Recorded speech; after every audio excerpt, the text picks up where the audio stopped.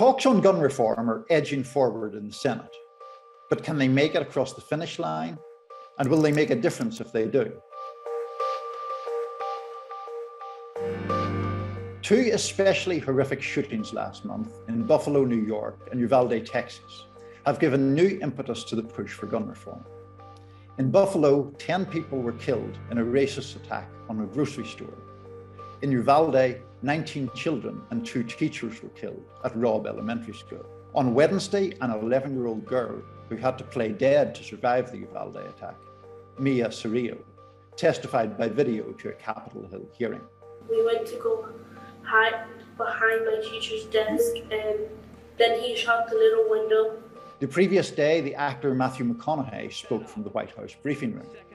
Uvalde is McConaughey's hometown, and he spoke with great passion and vividness about the trauma that had been inflicted upon the victims, their families, and the broader community. A bipartisan group of senators is working towards some kind of deal. Senator Chris Murphy of Connecticut is the lead Democrat. Senator John Cornyn of Texas is the lead Republican. The situation is changing day by day, but from what we're hearing, the shape of a deal would likely involve providing incentives to states to enact red flag laws.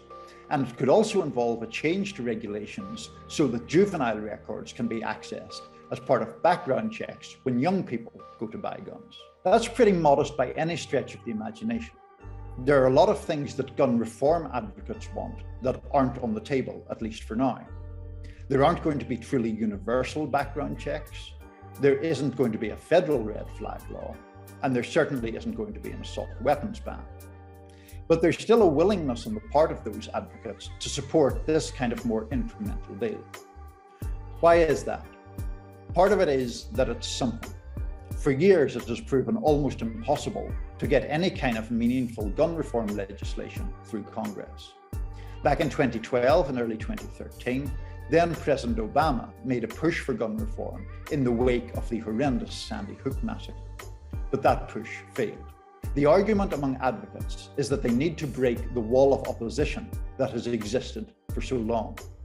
And they want to do so now before the public moves on from these tragedies, as it has done from other such events in the past. All of that being said, these talks aren't guaranteed at all to be successful. The Senate is divided 50-50, and gun legislation needs 60 votes to pass. So 10 Republican senators at least would have to vote for it.